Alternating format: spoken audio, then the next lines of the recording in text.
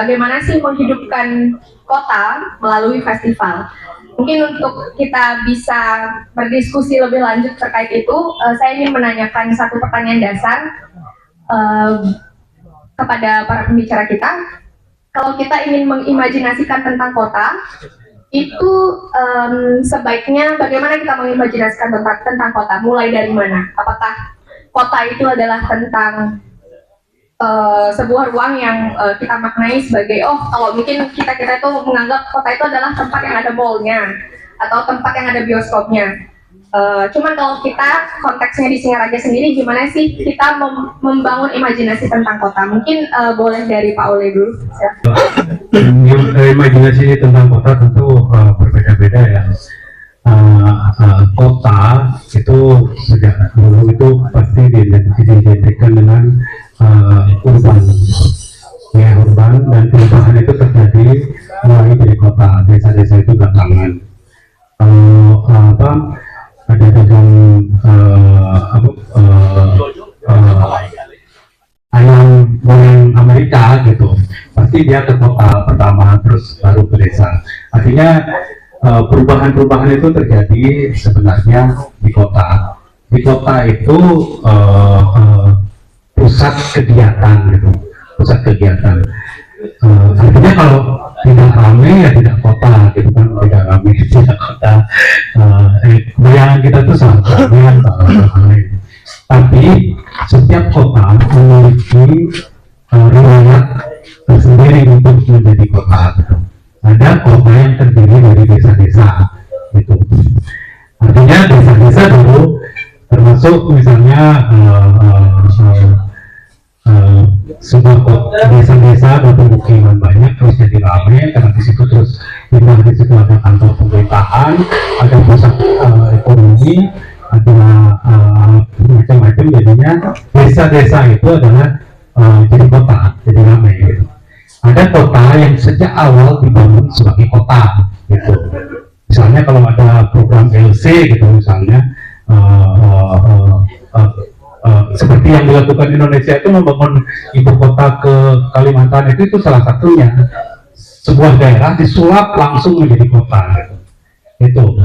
Itu pasti berbeda. Rasa kotanya itu pasti berbeda. Ketika kita tinggal di situ, misalnya tinggal di Singaraja dengan tinggal di Tabanan atau tinggal di kota Denpasar itu pasti berbeda rasanya, karena itu sesuai dengan riwayatnya. Nah, riwayat itulah yang memberi kita imajinasi tentang sebuah kota.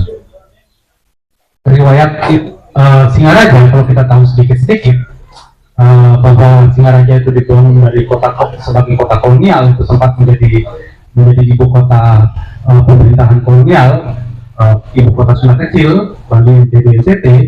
Di sini jadi pusat. Orang-orang di Denpasar, di Badung, di Gianyar, di Bangli, di Tabanan itu kesini mereka untuk berjualan karena di sini pusatnya gitu. Bangunan-bangunan yang tertinggal ini tentu memberikan imajinasi bagi kita.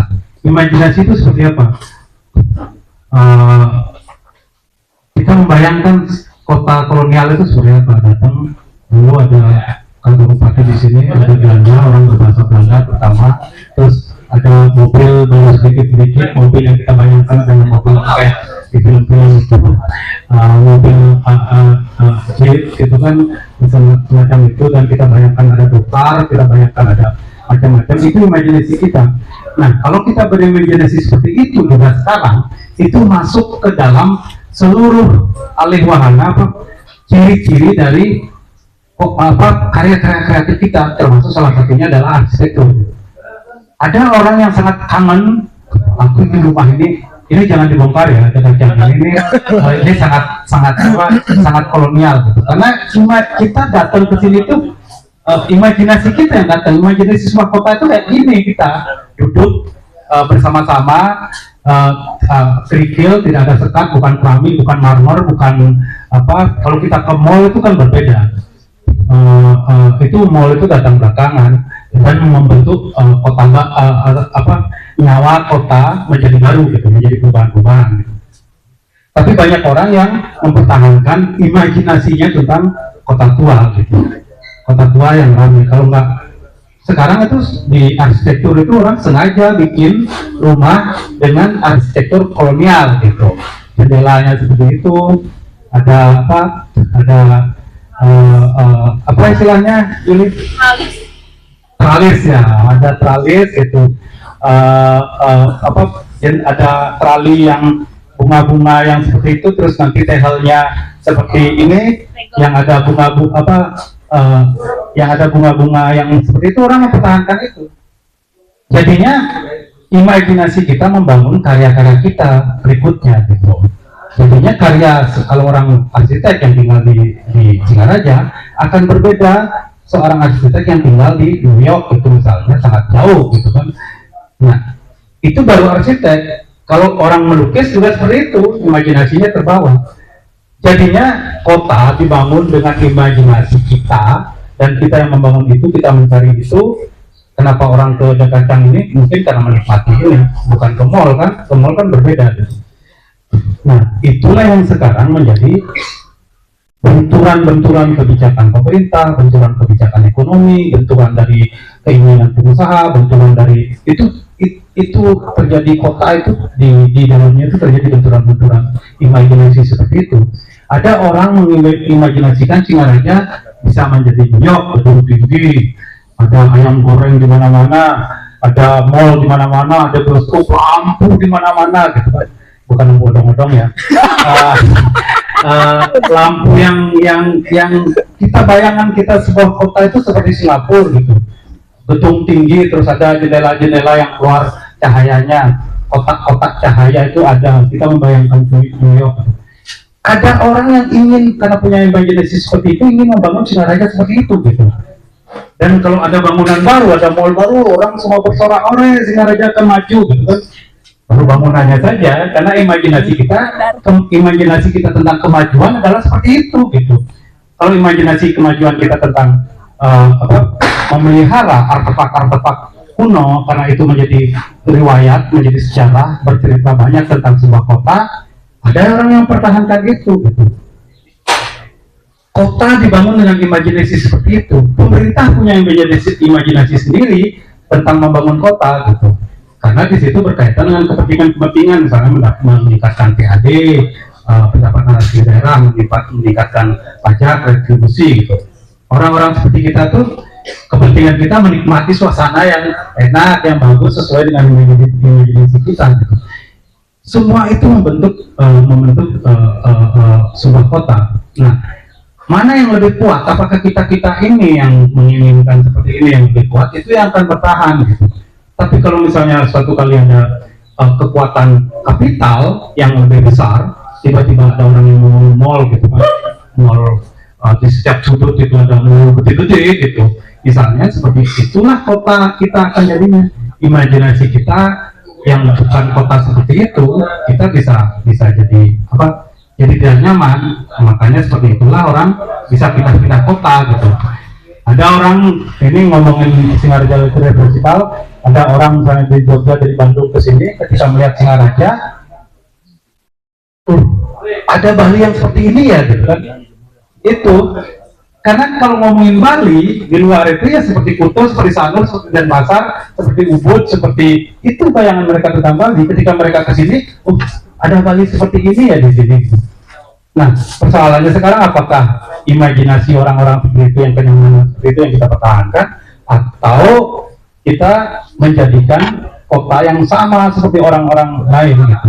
Kota lain menghadapi pertarungan seperti itu juga, itu termasuk Jogja gitu, menghadapi pertarungan itu juga, pertarungan kapital. Ada orang yang ingin mempertahankan bagaimana keguyuban kayak sebuah kota yang sudah ditinggalkan sejak turun. Kita juga seperti itu. Imajinasi itu seperti itu bekerja. Kota itu adalah menurut saya sebuah definisi yang sangat personal. Kalau ditanya ya, saya selalu membayangkan bahwa kota yang saya inginkan gitu. Kalau disuruh membuat definisi seperti apa kota yang kamu inginkan, maka saya mendekati definisi itu dengan personal konteks gitu. Konteks personal saya adalah karena saya suka dengan sastra, saya suka dengan bahasa, maka saya akan mendekati definisi kota itu dengan bahasa dan sastra. Jadi saya merasa bahwa setelah berkunjung ke berbagai kota, saya merasa bahwa definisi kota itu diciptakan oleh masing-masing personal atau individu yang ada di kota itu. Jadi definisi itu kemudian akan membentuk kota itu berkembang sesuai dengan definisi individu yang ada di dalamnya. Nah, karena kita tidak bisa bergantung pada definisi orang lain, maka menurut saya definisi kota itu harus yang personal dan yang mengandung kebaruan gitu.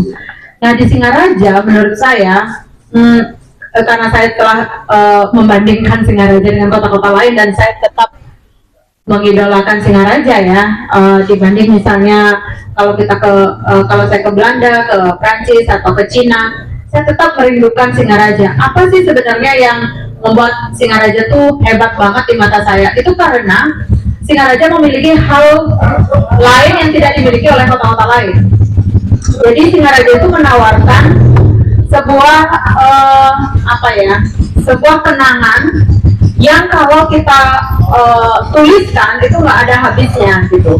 Jadi saya ingin orang-orang datang ke Singaraja dan menemukan bahwa kenangan itu ada di Singaraja dan kenangan itu bisa dihidupkan kembali, bukan sekedar bahwa kenangan itu terkubur begitu saja. Jadi menurut saya definisi kota itu adalah definisi yang sangat personal dan sangat individual dan juga sangat intimate gitu. Nah, menurut saya definisi kota itu juga sangat bergantung pada bagaimana kita ingin menciptakan sebuah imajinasi tentang kota. Jadi dulu pernah saya ditanya sama teman, kenapa kamu kok nggak tinggal di luar negeri gitu, misalnya dengan kemampuan yang kamu punya bisa aja tinggal di luar negeri gitu. Tapi kenapa saya tidak ingin menanggapi itu? Saya justru ingin menciptakan Singaraja dengan definisi kota yang personal dan individual, yang sangat intimate, sesuai dengan imajinasi saya tentang sebuah kota. Saya selalu membayangkan bahwa di Singaraja ini kelak akan banyak puisi-puisi bertebaran di jalan-jalan gitu, atau misalnya di mana-mana itu ada orang berdiskusi gitu.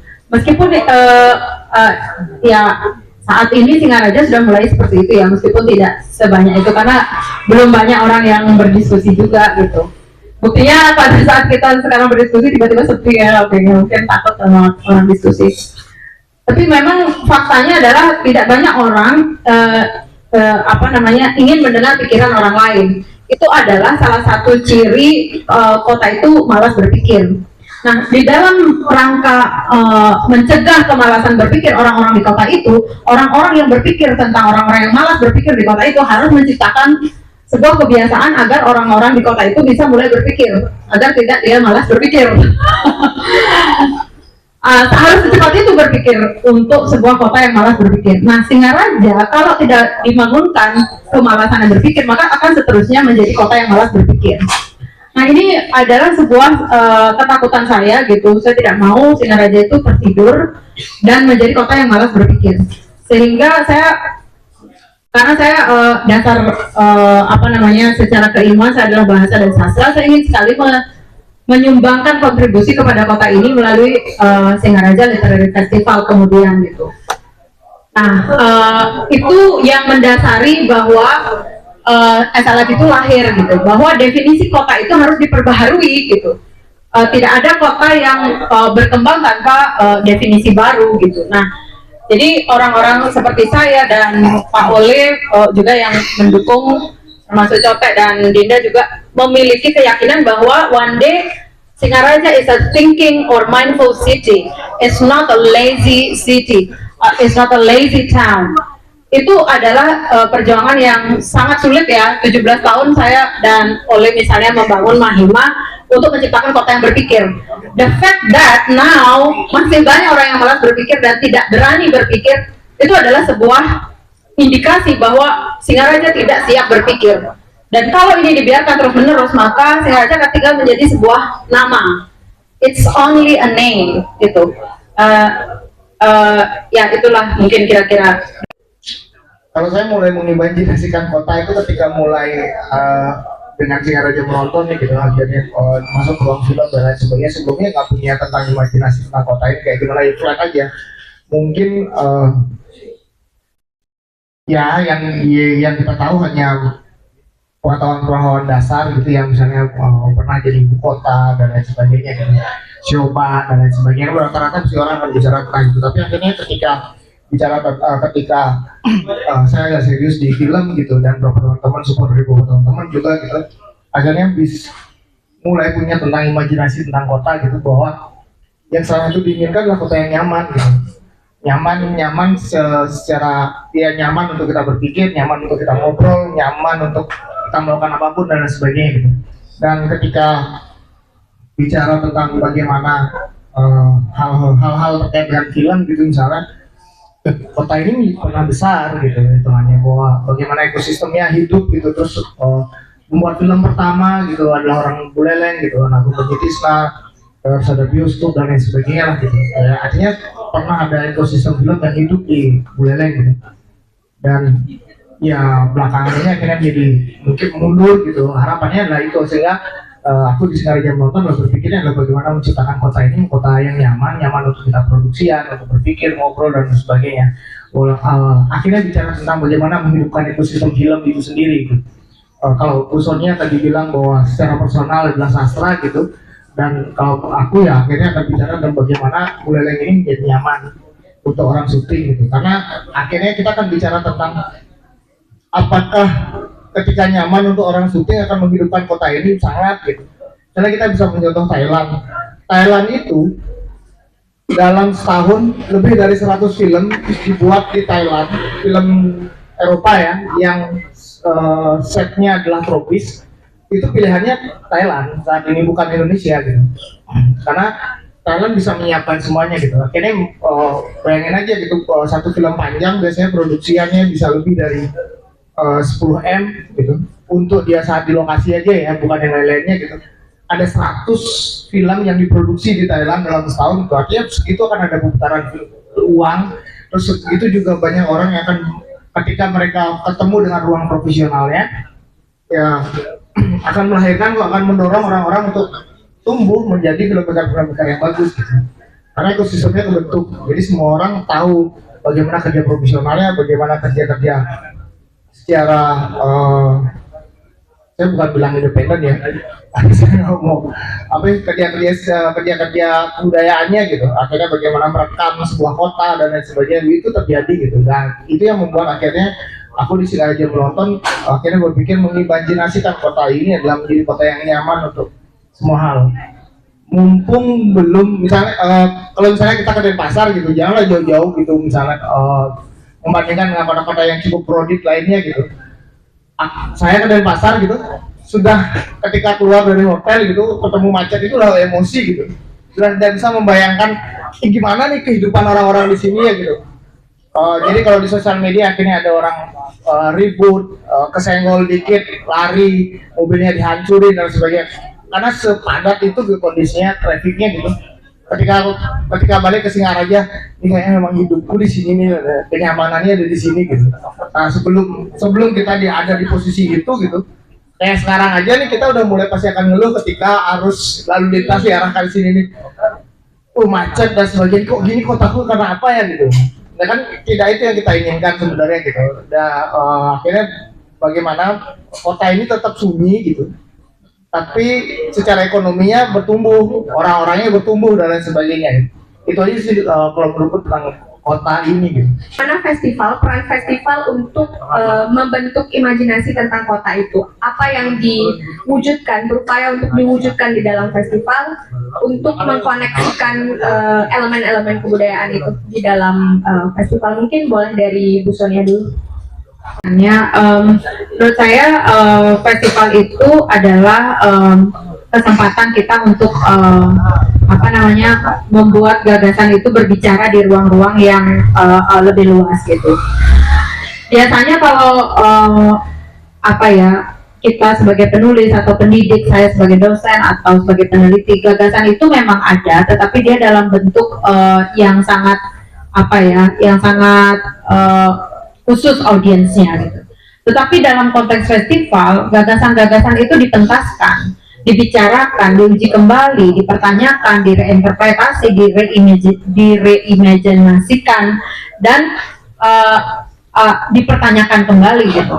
Nah, dalam konteks ini Singaraja Literary Festival berkepentingan untuk membuat warga Kota Singaraja itu berpikir sebenarnya what makes us different gitu. Kenapa kita sebagai warga Kota Singaraja itu harus berpikir bahwa Singaraja itu spesial dan berbeda gitu.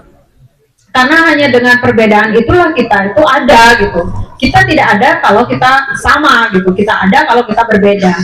Nah, kemarin ketika saya ke Makassar mengikuti konsorsium festival sastra bersama 18 festival sastra yang ada di Indonesia, saya melihat bahwa SLF itu memiliki ciri khas tersendiri bahwa dia menggali naskah lontar sastra klasik gitu yang dimaknai kembali menjadi gagasan atau bentuk-bentuk pemikiran baru. Nah, itu adalah sesuatu yang tidak dikerjakan oleh festival lain ya dalam konteks festival gitu. Nah, perbedaan SLF dalam peta konteks ekosistem festival itu menjadikan Singaraja ini dikenal karena berbeda gitu. Nah, itulah kemudian yang seharusnya Singaraja pelihara gitu. Apalagi memang sebagai kota yang dulu memang lahirnya sudah unik gitu, Singaraja tuh harus jadi trendsetter menurut saya, bukan follower. Nah, melalui festival ini saya rasa SLF itu saat ini dikenal gitu ya, dan bahkan teman-teman dari seluruh Indonesia pengen datang ke SLF, ingin melihat apa sih yang terjadi di sebuah kota kecil di ujung utara Bali yang bahkan kesini pun orang harus menempuh perjalanan paling tidak 4 jam dan 8 jam bolak-balik. What makes them come gitu? Apa yang membuat orang-orang ingin datang ke Singaraja? Apa sih penawaran kita gitu?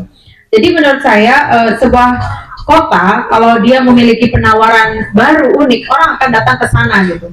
Tetapi sepanjang dia sama saja dengan kota yang lain, maka orang tidak menemukan alasan itu. Dan sebenarnya untuk konteks Singaraja, alasan orang ke Singaraja saya rasa untuk belajar ya, karena di sini ada kampus gitu ya. Kemudian di sini ada katakanlah meskipun tidak terlalu banyak ya, ada dolphin gitu ya, dibandingkan dengan yang lain. Tentu keunggulan daerah lain juga banyak gitu, tapi Singaraja ada keunggulan tadi ya, kampus, ada Lovina dan sebagainya. Tapi itu sebenarnya tidak cukup. Yang harus kita kerjakan adalah ruang-ruang kritis dan ruang-ruang hidup yang lebih memungkinkan orang untuk menemukan keunikan Singaraja. Dan kita sebenarnya kalau Singaraja itu kan nama kotanya, tapi kalau Buleleng secara luas, Buleleng itu sangat-sangat kaya gitu, dan itu hanya perlu keberpihakan kita aja kepada keunikan-keunikan itu. Akhirnya kalau lebih bagaimana dasar-dasarnya Pak Pauli dan khususnya lebih paham gitu. Tapi aku coba menghubungkan dengan bagaimana dengan ekonomi kreatif gitu misalnya. Festival gitu adalah bagian akhir dari apa yang digerakkan dari ekonomi kreatif gitu. Salah satunya gitu bagian akhirnya, karena setelah bicara tentang teori kolaborasi yang habis CGM itu gitu, selanjutnya adalah ada connecting gitu. Harus dikoneksikan, setelah dikoneksikan dikolaborasikan. Ketika kita bicara sebuah kolaborasi harus ada bentuk baru gitu. Bukan selama ini kan orang bicara kolaborasi kalau sudah berdua bikin karya udah kolaborasi gitu, walaupun misalnya karyanya masih sendiri-sendiri gitu kan. Terus selanjutnya harus ada yang namanya selebrasi gitu. Nah, di ruang selebrasi ini adalah festival itu penting gitu, dilakukan hasil connecting, hasil kolaborasi yang dirayakan, diselebrasikan gitu, ditampilkan, dihadirkan gitu. Nah, ruang-ruang itu sebenarnya memang harus dilakukan, tapi kan harus dengan catatan gitu, berkualitas gitu. Dengan Terus apa bedanya dengan misalnya acara-acara feodalan gitu misalnya, itu kan selebrasi itu gitu, feodalan itu ya konteksnya ada selebrasi gitu. Terus acara-acara tradisional 3 bulanan yang undang joget gitu misalnya kan, itu selebrasi gitu dan sebagainya. Tapi kan berbeda dengan ruang festival, ada konteks bagaimana kualitas itu harus dijaga gitu. Jadi, sebenarnya festival yang menarik adalah festival yang berhasil mengundang orang luar untuk datang, bukan kota-kota masyarakat kotanya saja yang merayakan gitu. Jadi akan lebih menarik ketika misalnya orang datang itu karena festival, orang tahu. Tapi kata-katanya memang harus ada kualitas, apapun itu gitu, mau festival musik, festival sastra atau festival film dan lain sebagainya gitu, olahraga gitu misalnya. Catatannya adalah kualitas, karena itu yang akan mendorong orang yang datang. Saya kayak SNF, kenapa sih orang-orang pengen datang ke SNF? Ya karena punya kualitas. Kualitas kenapa? Karena kita bicara tentang manuskrip gitu, bicara tentang lontar gitu, dan diterjemahkan dengan sangat sederhana oleh teman-teman, dan semua jadi masukan baru, hal-hal baru gitu bagi kita gitu, hal-hal yang mungkin sebagian besar orang buleleng di Gedung Kerti aja jarang gitu. Gedung Kerti aja jarang, atau misalnya tidak familiar dengan kata Gedung Kerti bahkan gitu. Bukan tidak tapi familiar dengan kata Gedung Kerti saja terbatas gitu. Terus dengan ada festival ini akhirnya ya kita yang sudah terhubung gitu akhirnya punya banyak ide, punya banyak turunan apa dan sebagainya. Oh kayaknya bisa seperti ini ya, bisa digerakkan seperti ini, dan mendorong untuk melakukan hal-hal yang lain lagi gitu. Apa yang kita dapat di festival yang berkualitas itu pasti akan mendorong kita untuk minimal menyimpan keresahan dan akhirnya melakukan gitu. Dalam hal-hal seperti itu ya penting sebuah festival dan kualitasnya. Selama ini bukan hanya bicara tentang kuantitasnya gitu, tapi kualitasnya bagaimana. Kalau hanya bicara tentang kuantitas ya huri-huri aja gitu, ya selesai, tapi selanjutnya nggak ada yang kita bisa pelajari gitu dari sebuah acara itu. Di bawah itu pada saat sekarang itu seperti ini ya, festival itu momen yang kita ciptakan sebenarnya gitu. Artinya orang kalau ulang tahun itu menciptakan keramaian nunggu ulang tahun dulu, artinya dia menciptakan momen gitu. Kalau tadi bilang odalan itu juga seperti itu ditentukan sejak awal. Momennya itu kapan? Pernah mau ke Daso, pernah mau ke Kaso, pernah mau apa gitu. Itu ditentukan momennya. Pada saat seperti itulah kita akan melakukan hal-hal yang menurut kita itu tidak kita lakukan sehari-hari gitu. Misalnya kalau orang potong tumpeng setiap hari kan aneh gitu. Itu orang tiap lilin setiap hari itu kan udah aneh, sudah gila itu kan gitu. Nah, festival itu adalah upaya seperti itu, upaya menciptakan momen untuk menawarkan dalam pengertian itu, dalam pengertian adalah hal sehari-hari yang tidak biasa kita lakukan, yang biasa kita lakukan atau tidak biasa kita lakukan, kita kumpulkan menjadi satu di momen itu gitu. Disitulah puncak-puncak dari seluruh upaya kita, upaya kreatif kita, upaya kita mempertahankan hidup, upaya kita mempertahankan sebuah kebiasaan, tradisi dan lain-lain itu di momen itu gitu. Coba banyak orang bilang seperti ini ya dalam kesenian Bali, kalau tidak ada odalan, beberapa kesenian Bali itu akan mati. Karena beberapa kesenian itu nunggu odalan untuk pentas gitu. Artinya odalan harus tetap ada gitu. Festival harus tetap ada, momen itu harus tetap ada, panggung harus tetap ada untuk agar sesuatu bisa tetap hidup gitu. Festival itu seperti itu. Kalau misalnya kita mengumpulkan pedagang-pedagang kopi gitu, festival kopi, pedagang kopi, hanya jualan kopi itu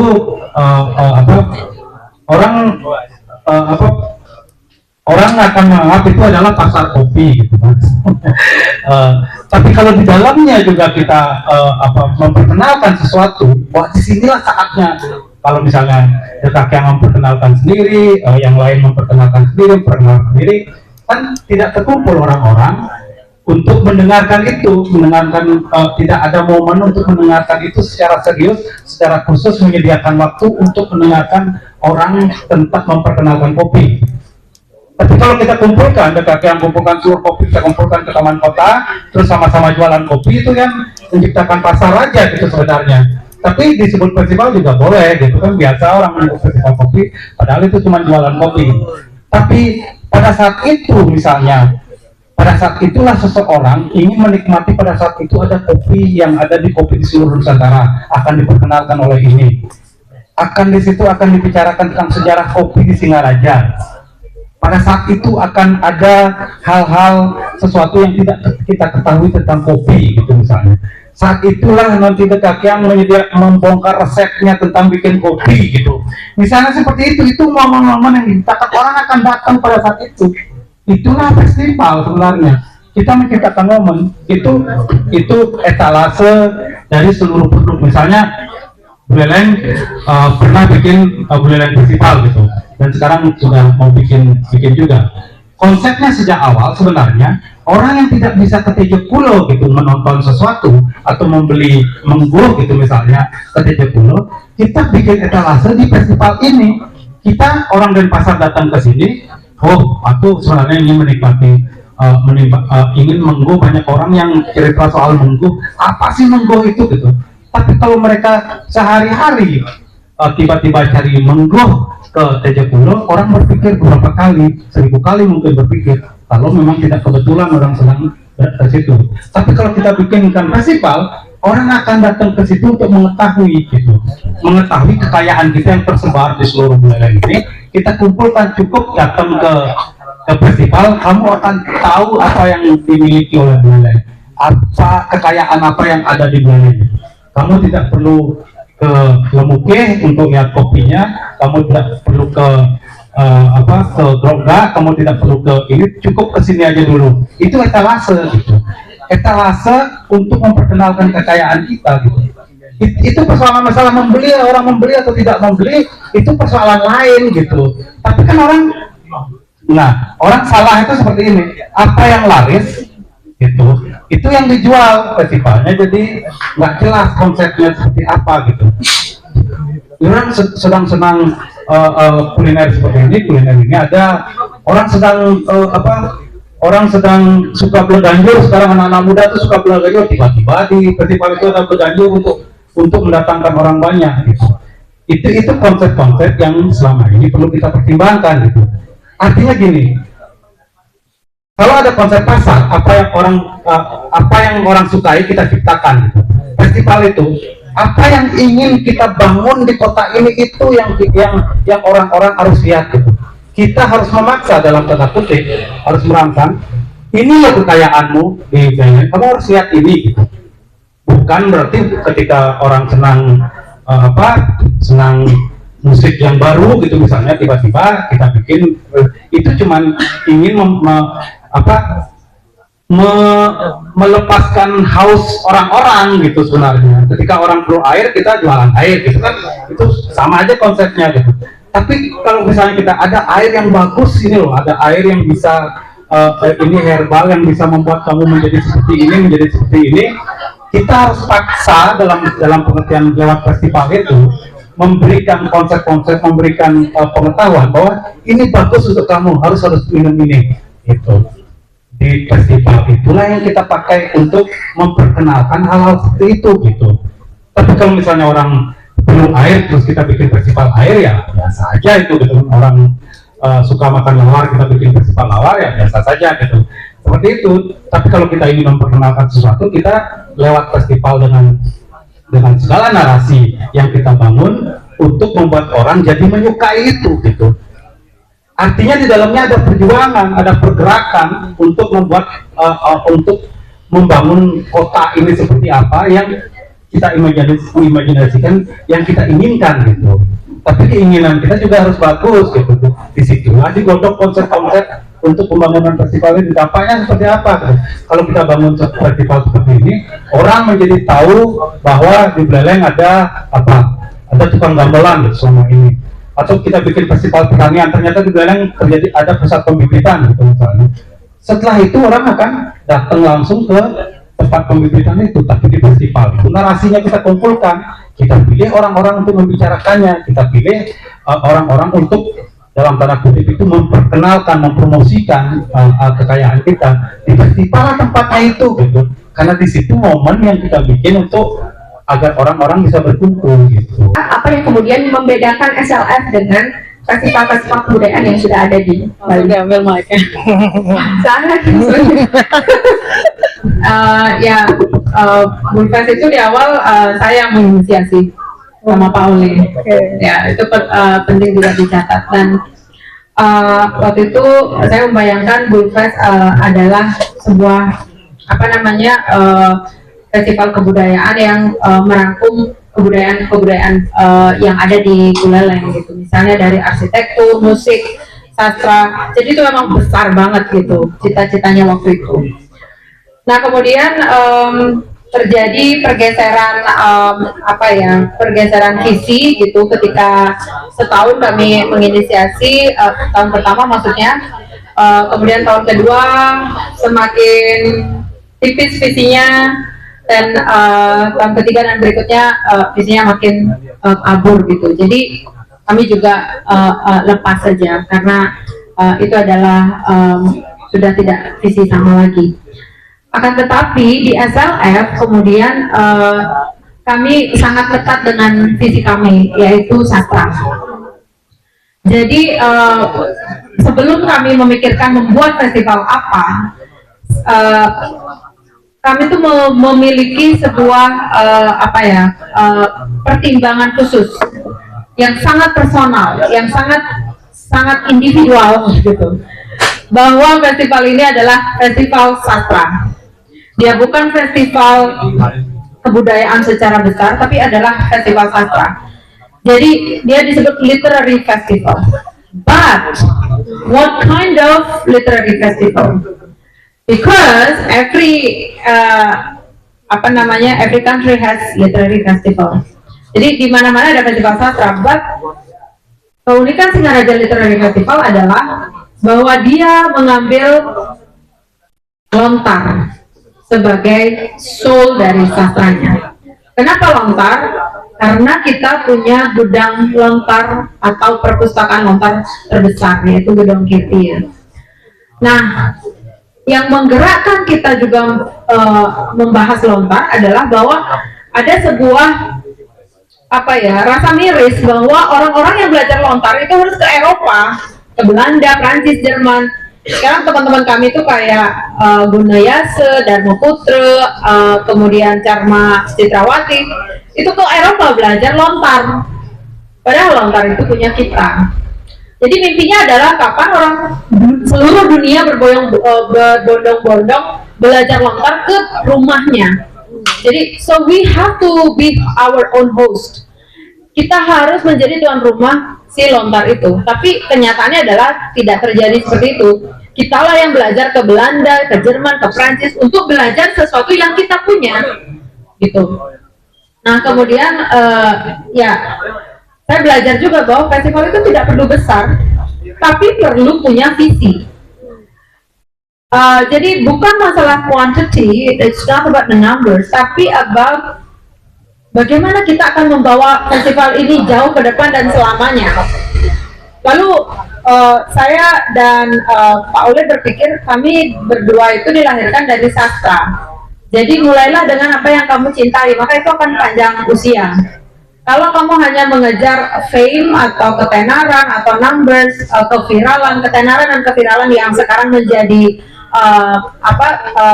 menjadi ukuran orang untuk berbuat sesuatu kan, oh biar viral, oh biar terkenal, oh biar dipuji orang, oh biar divalidasi. Bagi kami itu so far away from what we are we wish to see gitu ya. Ya jadi itu mungkin barangkali yang juga membuat kami yakin sekali festival ini akan berumur panjang, karena satu itu festival sastra itu umurnya akan ribuan tahun. Bahkan SLF sudah dirancang 10 tahun ke depan, tema-temanya sudah ada. Tahun depan kami sudah ada tema sampai 10 tahun lagi. Jadi itu tidak akan pernah selesai gitu. Nah itulah menurut saya festival itu harus dirancang dengan personal reason gitu. Sama seperti kenapa sih saya menggunakan sasana budaya dan bukan Pelabuhan Buleleng, di sini ada Taman Bung Karno atau ada Taman Kota. Karena sasana budaya itu, di sekitar sasana budaya itu benar-benar situs personal saya gitu. Situs masa kecil saya, ada Puri Buleleng, ada Bali Agung, ada Pura Desa, ada Pasar Buleleng, ada dekat sana Tugu Singa. Itu adalah situs-situs kenangan yang saya ingin hidupkan kembali. Dan kalau yang sekarang anak muda sekarang ditanya tahu Gedong Ketty, meskipun dia tinggal di Dlotpok, dia belum tentu tahu Gedong Ketty di mana. Itu kan menyedihkan gitu. Jadi Dlotpokan itu cuma 200 meter dari Gedong Ketty. Tapi kalau ditanya kamu tahu Gedong Ketty, enggak gitu. What happened? What is lost? Apa yang hilang? Jadi festival ini membantu membukakan kembali kesempatan-kesempatan untuk menciptakan kenangan. Jadi kalau kesempatan itu tidak diberikan, kenangan itu nggak tercipta. Dan kalau kenangan tidak tercipta, maka kota itu akan menjadi kota yang kosong. Jadi kita adalah di festival ini adalah sebuah usaha menciptakan kenangan, menciptakan kesempatan, menciptakan kenangan. Gitu. Ini adalah festival untuk memberikan kesempatan kepada orang untuk menciptakan kenangan. Nah itu hal-hal yang sangat sastrawi gitu. Kalau bukan orang sastra dia nggak ketemu. Singaraja itu udah boring karena nggak ada mall, nggak ada apa. Nggak usah ke Singaraja. There is nothing there. Kamu nggak bakal ketemu apa-apa di situ. Ya karena kamu nggak menciptakan apa-apa gitu. Berarti kamu berkontribusi terhadap ketidak apa-apaan di Singaraja. Kalau kamu benar-benar memikirkan Singaraja, maka kamu harusnya berkontribusi menciptakan apa-apa di Singaraja. Nah itulah sebenarnya yang menjadi poin penting dari Singaraja Literary Festival dan akan membuatnya berbeda dengan festival yang lain. Katakanlah Bookfest itu sangat berbeda, katakanlah PKB itu jauh sangat berbeda, atau festival-festival lain, bahkan juga sesama festival sastra seperti Ubud Writers itu juga berbeda karena alasan dimulainya festival itu juga sangat membuat itu berbeda gitu.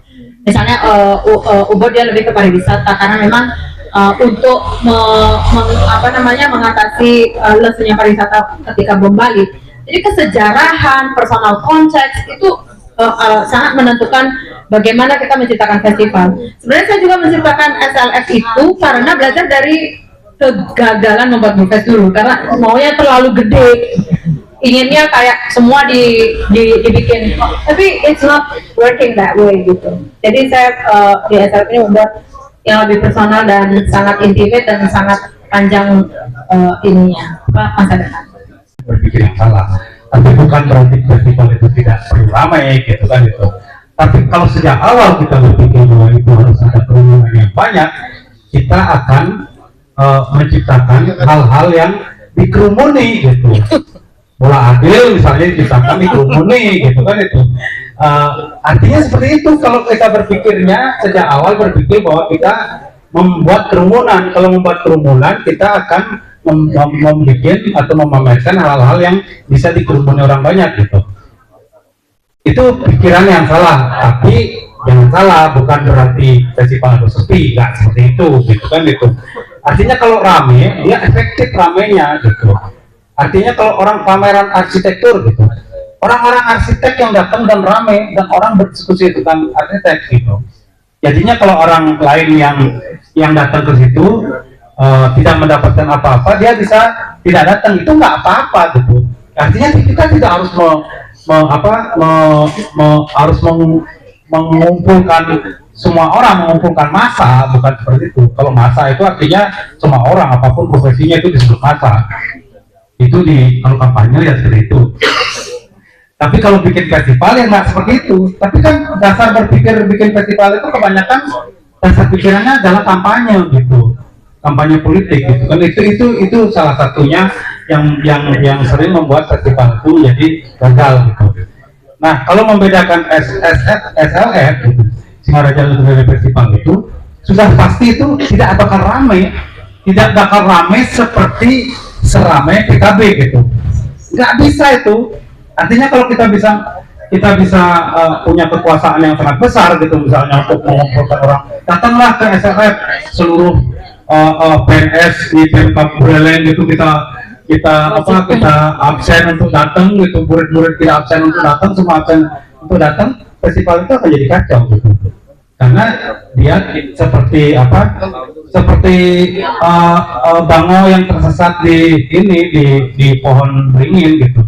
Dia harusnya makan ikan tapi dia harus ketemu buah-buahan, itu tidak akan nyambung gitu, seperti itu. Jadinya PKB itu dasar pikirannya dulu adalah pelestarian gitu. Dasar pikirannya itu biar tidak mati, dan itu kesenian tradisional yang sudah punya akar. Tak bisa itu kamu bikin PKB itu bikin sepi itu susah gitu. Belum bikin rame itu baru gampang gitu. Tapi agak aneh ketika drama Bong kemarin itu jadi polemik, sepi ya rame gitu. Memang dasar pikiran kita itu selalu apakah kalau sepi berarti gagal, kalau rame berarti berhasil. Itu dasar pikiran yang salah sebenarnya untuk bikin festival. Festival sastra, festival teater, festival film gitu misalnya, ya nggak bisa masa datang gitu. Dan kita juga pasti nggak sebagai inisiator festival juga jadi apa? Jadi nggak bagus bagi festival kita kalau masa itu datang gitu kan itu. Jadinya lebih banyak akan membuat sesuatu yang di luar keinginan kita atau di luar dampak yang ingin kita timbulkan gitu. Seperti itu. Jadinya UPES itu sebenarnya benar orang kami yang mengkonsep awalnya seperti apa gitu. Itu festival maunya sih besar gitu, karena mencakup seluruh puncak-puncak kebudayaan, seni budaya di Buleleng. Tapi kan sebenarnya itu kita atur dengan tema bisa gitu. Temanya apa? Misalnya sekarang seni pertunjukan, besoknya kuliner, besoknya apa? Saya pikir yang BUPES sekarang itu saya dengar itu temanya topeng. Apa bahasa Inggrisnya itu sangat? Masker. Nggak, maksudnya lengkapnya gitu. Itu jadinya apa? Topeng itu menjadi kok jadi ngomongin itu ya? Angkat aja. Nanti saya takut salah nanti. Bukan seperti itu. Artinya ini dasar sumbang pikiran saja gitu. Itu ketika orang ke festival misalnya belum konsep awalnya, orang dari Denpasar datang, orang dari Surabaya datang, orang dari Jakarta datang, orang luar datang ke Singaraja. Ketika di BUPES dia sudah menemukan Buleleng gitu. Itu inti pikirannya gitu. Kamu bisa menemukan puncak-puncak hal-hal menarik dari Buleleng itu di situ gitu. Makanya yang paling kunci adalah kurasi gitu. Kurasi. Tapi selama ini kan kurasi kita tuh agak kacau karena kepentingan lain itu masuk, bukan kepentingan estetika, bukan kepentingan konsep dasarnya seperti apa, perkenalan gitu. Tiba-tiba misalnya kalau kita ingin festival kuliner yang harus berkuah gitu kan, tiba-tiba gorengan masuk itu kan enggak. Padahal festival kuliner berkuah itu bakso, soto, rontangi, jukut tumbes gitu kan, semua yang berkuah. Coba kalau bikin festival berkuah semua, gorengan nggak boleh masuk gitu ya, Umar itu nggak bisa datang gitu. Penggemar gorengan itu nggak bisa datang gitu. Artinya seluruhnya adalah sesuatu yang direbus dan dikuah gitu. Jadinya tiba-tiba dagang gorengan bisa protes gitu kan gitu. Loh, kok saya nggak boleh berjualan gitu. Nah, terjadilah ketakutan bahwa kenapa kita tidak menjelaskan nanti tahun depan temanya gorengan gitu. Sekarang ya yang berkuah gitu kan. Tidak ada keberanian untuk membuat konsep itu jadi ketat gitu. Itu biasanya membuat festival itu menjadi belakang-belakangan itu menjadi kacau gitu. Dulu tuh ada konsep clothingan ya, konsep baju kaos. Baju kaos itu merek-merek yang beredar di Kuto dan lain-lain itu sejak awal kita bilang itu tak bisa masuk. Artinya tidak kita tidak bisa berjualan di situ merek-merek seperti itu. Yang kita pentingkan adalah desain yang didesain oleh orang Buleleng, anak muda Buleleng, atau kata-kata yang menunjukkan bahwa itu kebelelengan mereka gitu. Itu tiba-tiba belakangan itu ada baju pramuka gitu kan, ada dagang kain gitu kan, dagang banyak sekali. Oh itu jadinya jadi kita membangun pasar bukan festival. Jadi membangun pasar itu memang apa yang dibutuhkan orang itu yang kita jual gitu. Itu dasar yang seperti saya bilang tadi itu dasar pikiran yang salah bikin festival gitu. Artinya kalau kita anak muda sekarang misalnya suka tiba-tiba suka keroncong gitu misalnya, banyak sekarang di Buleleng anak-anak muda yang suka keroncong gitu, karena terpengaruh oleh grup-grup. Sekarang kan banyak yang main keroncong gitu. Terus kita bikin festival keroncong dengan konsep bagaimana memperkenalkan keroncong, bagaimana potensi Buleleng terhadap keroncong. Itu bikin festivalnya. Jadinya di satu sisi kita memenuhi keinginan pasar, di sisi yang lain kita masukkan konsep kita gitu. Masukkan konsep kita bahwa Buleleng itu bisa melahirkan grup-grup keroncong yang bagus, yang bisa dibawa keluar. Itu dasar pikirannya kalau kita bikin festival-festival seperti itu gitu. Kalau jualan tiket sebanyak-banyaknya ya cukup undang artis ibu kota, tiketnya udah selesai urusannya. Itu saja tidak internasional film festival dan akhirnya sekarang terlibat juga di SLF gitu. Ketika melihat Mini Film Week itu enggak, pesertanya tidak pernah ribuan. Kalau di total selama seminggu mungkin 1.000 lebih mungkin gitu kalau di total ya, tapi kan mereka yang hadir di festival itu dari H-1 sampai H+1 acara. Bayangin Mini Film Week itu sepekan seminggu, H-1 sampai H+1 acara mereka ada di sana di festival itu, dan kita bisa intimate gitu, ngobrol, akhirnya kita bisa pitching, ketemu sama produser, ketemu sama siapa dan sebagainya. Kita benar-benar bisa pitching, kita bisa benar-benar bisa nyari support. Kita ingin produksian atau misalnya aku buntu nih untuk distribusi film harus kemana dan sebagainya. Jadi kita ketemu ada ketika di Mini Kino ada short film market gitu. Kita ketemu lintas profesi di film gitu. Akhirnya saya langsung kita tahu ekosistem film itu seperti apa. Di film itu akhirnya ada nih kelompok-kelompok produser gitu, ada kelompok-kelompok programmer gitu, ada kalau yang paling familiar gitu misalnya sutradara kan udah aktor gitu kan udah biasa, kameramen udah biasa.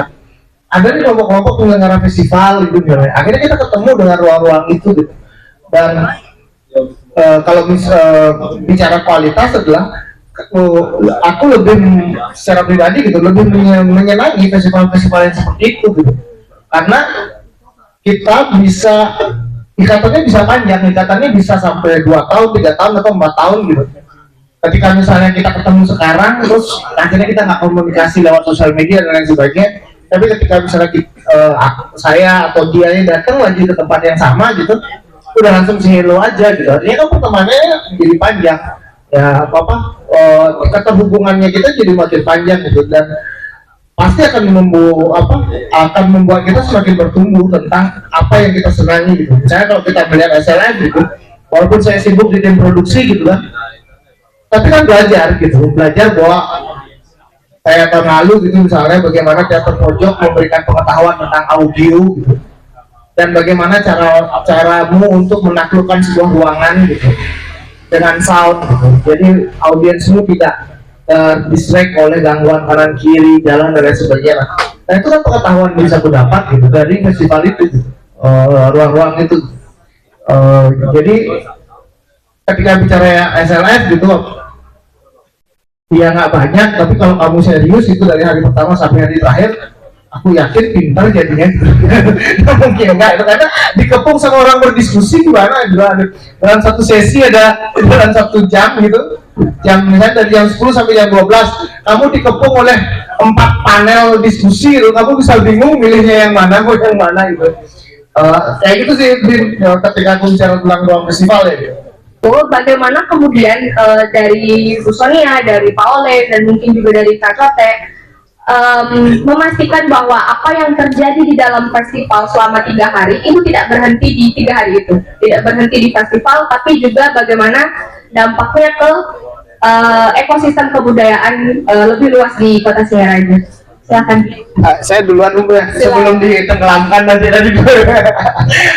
aku secara kacamata produksi gitu misalnya kan kita sangat berfokus sekali dengan bagaimana memanfaatkan sos lokal kita gitu, misalnya desain gitu, di desainer kita sejak awal berkolaborasi dengan Jero Danang Sembroli gitu misalnya, bikin desain dan sebagainya. Akhirnya ketemu gitu, oh di Sasana Budaya itu bagian ini di tingginya harus segini gitu, agar tidak bikin silau orang gitu. Misalnya tenon gitu, yang awalnya kita bikin tinggi gitu, akhirnya kita belajar nggak efektifnya tinggi gitu. Oh akhirnya kita ketemu nih, sudah ke festival yang ketiga, ketemu yang low gitu, tingginya nggak usah segini, jadi kita nyaman, jadi kelihatannya jadi bagus, tidak ganggu estetika dan lain sebagainya. Karena kan mendesain di Sasana Budaya itu berat, karena semuanya itu cagar budaya gitu. Semuanya benda-benda bersejarah gitu. Jadi kalau kamu jatuhin satu ukiran aja gitu, kalau kita diproses nih gitu, diproses secara hukum, kena kita aja gitu. Akhirnya itu gitu. Dan apalagi banyak teman-teman yang cukup serius bicara tentang relief-relief yang ada di sekitaran Bandung Sasana Budaya gitu. Karena ada temuan-temuan ternyata relief-relief itu bukan dipahat, tapi dicetak dan ditempel gitu. Tapi serigit itu karyanya, dan akhirnya kan memikirkan bahwa bicara tentang bagaimana bikin panggung gitu misalnya. Akhirnya kan kita membicarakan Candi Bentar itu sudah dibuat dengan ukiran gitu. Artinya kan sudah dipikirkan secara estetika. Nah kita bikin panggung, tinggal memperkuat itu aja dengan cahaya saat malam gitu. Kan itu ya, karena yang kita ingin tonjolkan adalah ukiran-ukiran itu bikin orang yang ngukir saat itu tuh masih berpikir tentang estetika dan keindahan. Masa sekarang kita bikin festival kita tempel karya-karyanya gitu dengan selfie gitu, dengan apa? Tetapi sama aja tidak menghargai karya sebelumnya gitu. Nah itu yang sebenarnya kita benar-benar perhatikan sekali gitu, dan memang sangat rindu. Kalau misalnya bikin di Taman Bung Karno gitu misalnya, kan lebih gampang karena itu barang baru. Tidak, kalau kita bilang kita punya nilai sejarah salah lah gitu misalnya. Tapi kan jauh lebih bersejarah Sasana Budaya. Gedung KFI aja 1920-an gitu diciptakan gitu. Terus tiba-tiba kita kesana masang baliho macet gitu. Ya gitu-gitu. Akhirnya dari sana sebenarnya aku sebagai tim produksi berpikir lebih jauh tentang bagaimana menghargai benda-benda yang memang menjadi peninggalan. Kira-kira kita bicara Buleleng gitu misalnya, banyak banget ya, kadang-kadang aku sayang aja gitu. Walaupun itu rumah pribadi kan, ada rumah pribadi misalnya daerah Punuguru itu kan rumah-rumah pribadi ya gitu, sertifikat hak milik gitu. Ya memang yang punya rumahnya ngebongkar gitu, ya sah-sah saja. Tapi kan kita yang merasa bahwa itu ini penting nih gitu, akhirnya miris melihat hal-hal kayak gitu. Misalnya kayak di Dekakian gitu misalnya, di Dekakian pun karena aku sering nongkrong di sini gitu, berdebat banyak dengan Likus tentang bagaimana menggambarkan udah jangan dibobok lagi, jangan diinin lagi gitu. Karena memang wah kapan lagi nih kita bisa, sampai kapan, bukan kapan lagi, tapi sampai kapan kita bisa melihat bangunan ini sebagai bukti kejayaan kota kita gitu. Kayak gitu di ruang produksinya seperti itu gitu. Tapi kan akhirnya banyak orang yang agak sombong dikit lagi rupanya. Banyak orang yang akhirnya mau, kok kalian bisa ya, kok bagus ya, boleh nggak? Banyak yang akhirnya mengadopsi dan lain sebagainya gitu dari ide-idenya gitu. Tapi balik lagi ketika kita bicara tentang selebrasi, sebelum ada selebrasinya ada kolaborasi dan ada connecting. Dan yang harus dijaga adalah connecting antar komunitas di Buleleng. Bagaimana kita sama-sama bertumbuh dengan festival ini. Itu saat dekor bertumbuh, kan jauh banget nih ketika ngomongin dekor dan sastra gitu misalnya kan jauh, tapi dengan si dekorasi gitu kita ajak ke acara sastra, dia juga belajar gitu. Oh berarti acara ini nggak cocok ya kalau pakai yang ordenan yang gitu, nggak cocok ya untuk kayak gini. Dia bertumbuh gitu akhirnya. Itu sih aku lihat secara produksian ya. Silakan Bu Sonia, silakan. Henry Manampiring itu menulis puisi setelah melihat Willy Fahmi baca puisi. Tepuk tangan dong. Dan dia menulis di bukunya bahwa dia terinspirasi oleh SLF gitu untuk menulis puisi gara-gara melihat Willy membaca puisi. Itu adalah bukti satu baru yang bahwa SLF itu melahirkan dampak. Yang kedua, Sudip Sen, sahabatnya Hasbi, itu juga membuat buku baru puisi Singaraja. Itu kenapa dia diundang tahun ini ya? Sabar ya. Tapi kalau dia tidak membuat buku itu mungkin ya kita tidak mengundang. Tapi dia membuat buku baru, buku puisi dan mendapat penghargaan. Nah jadi semua yang datang di SLF tahun ini, jangan salah loh ya, kita memiliki alasan yang sangat kuat mengapa mereka hadir di SLF. Jadi tidak ada yang hadir hanya karena berteman dengan Pak Ole dan Bu Sonia. Tidak ada, dipastikan tidak ada. Dan itu yang saya dan Pak Ole itu sangat jaga, keketatan menjaga kuratorial. Karena kalau tidak begitu, maka orang akan berpikir, itu kan cukuplah berteman sama Sonia dan Ole, pasti akan diterima. Enggak, teman kami ribuan, tapi yang kami undang kan sangat selektif. Gitu. Terus juga bahwa satu, mereka tuh harus bertumbuh gitu dan memberi pengaruh gitu.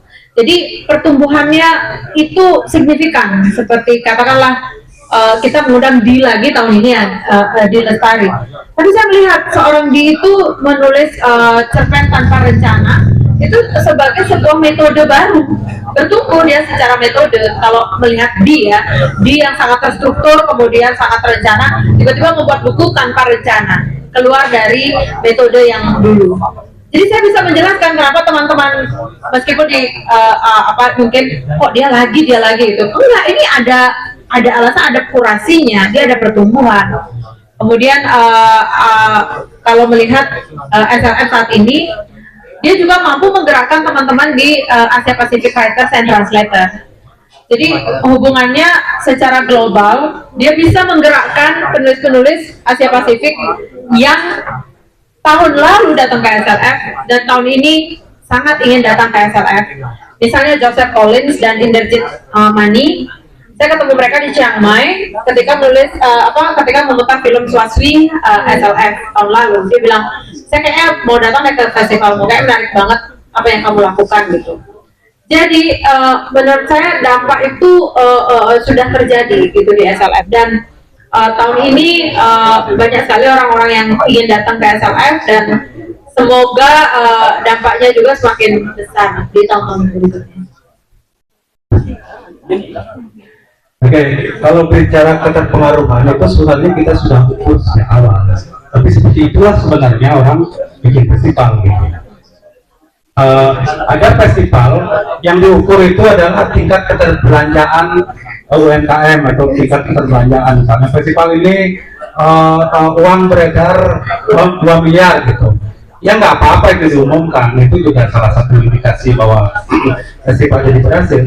Tapi orang jadi berpikir kalau banyak orang belanja, dia festivalnya berhasil gitu kan. Seperti itu jadinya pakemnya, itu akan menciptakan pakem baru dalam festival. Keterparuhan itu seperti ini. Misalnya kalau ada swasta yang bikin festival seperti kami, ini kan festival swasta. Kalau Budapest itu festival negeri. Atau yang lain-lain itu festival yang diinisiasi atau dari pemerintah termasuk PKB gitu misalnya. Itu kan berbeda gitu. Harusnya pemegang kebijakan itu, saya harus ngomong ini ya, datang ke festival untuk melihat keterpengaruhannya gitu, bukan melihat keramaiannya gitu. Itu sebenarnya. Nah, kita balik ke Kota Singaraja ya. Kota Singaraja itu apa sih? Julukannya itu banyak sekali. Kota pendidikan. Terus apa yang dibikin? Festival apa yang dibikin untuk mengembangkan jargon kota pendidikan itu? Terus kemarin sudah ditetapkan ya. Jadi kabupaten kreatif gitu. Kota kreatif. Terus apa yang sudah dilakukan untuk memberi pengaruh terhadap biar kota itu benar-benar kreatif gitu. Itu yang tidak ada. Nah, SLF itu kalau ngomongin kota pendidikan itu, kalau misalnya ngeh ya, pemegang kebijakan itu ngeh, dia harusnya belajar bahwa ini berpengaruh bagi pendidikan gitu. Pendidikan itu bukan hanya sekedar sastra, literasi itu pendidikan juga mencakup lebih luas. Di situ selain buku-buku sastra yang akan dibicarakan di SLF itu ada buku tentang pengobatan, tentang filsafat dan banyak pendidikan tentang kehidupan gitu. Artinya setelah SLF itu ada beberapa komponen yang berpengaruh. Peserta itu akan menerima dampaknya, menerima manfaat. Itu bahasa pemerintah, itu siapa penerima manfaat? Manfaatnya itu yang datang peserta itu manfaatnya dia akan menjadi lebih bagus dalam berkarya karena di situ dia dapat asupan, dapat suplemen, dia ketemu orang-orang yang memberikan semangat gitu.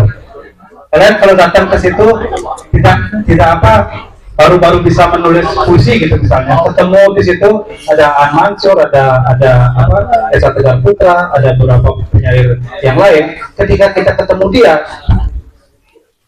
ketika kita dengar dia ngomong, itu akan memberikan manfaat bagi kita, memberikan semangat bagi kita untuk menulis. Itu manfaat dari peserta. Manfaat dari lokal, orang-orang Singaraja, jangan pikir bahwa SLF ini tidak bermanfaat. Ambil manfaatnya ke situ gitu. Kita menyediakan ruang-ruang, menyediakan pembicara, menyediakan pembicara untuk membicarakan sesuatu yang bisa membuat kita menjadi lebih baik gitu. Ambil manfaatnya gitu. Itu persoalannya, banyak orang mengambil manfaat dari situ. Tapi kebanyakan sih anak-anak yang bergaul dengan gitu kan itu. Nah, kelanjutan dari situ, kalau kita bicara keberlanjutan, SLF itu, nyawa SLF itu dijaga selama setahun berikutnya itu selalu. Kenapa misalnya kita bikin lagu puisi gitu, untuk mengingatkan orang terus-terusan pada sastra. Kita bikin diskusi buku dalam sehari-hari tertentu gitu, misalnya di hima-hima, atau kita sekarang keliling ke kafe-kafe untuk menyebarkan virus sastra untuk diambil manfaatnya agar kita menjadi lebih bisa menjangkau apa yang kita inginkan gitu. Jangan menjangkau apa yang saya inginkan gitu, jangan menjangkau apa yang diinginkan oleh Somea, diinginkan oleh Kapten, tapi apa yang kita inginkan itu yang ambil manfaatnya ke dalam itu. Jadikan festival itu jadi tempat untuk kita menimba ilmu itu. Baru kota pendidikan namanya kalau ada festival seperti ini lebih bagus. Kalau festival hanya hiburan gitu misalnya, kerumunan, kita akan marah-marah gitu, tiba-tiba tidak lucu pementasannya gitu, orang menjadi marah-marah gitu. Nah, jadinya kita berbicara hal-hal apakah kata kasar itu menghibur atau tidak, itu perdebatan kita kan persoalan-persoalan itu jadinya perdebatan kita, bukan perdebatan kita pada substansi mengembangkan kesenian dan budayaan. Tapi apakah itu menghibur atau tidak, itu pertanyaan kita. Apakah itu laris atau tidak, itu pertanyaan kita, itu pertanyaan yang salah kalau kita mengembangkan festival gitu. Itu Dinda, terima kasih.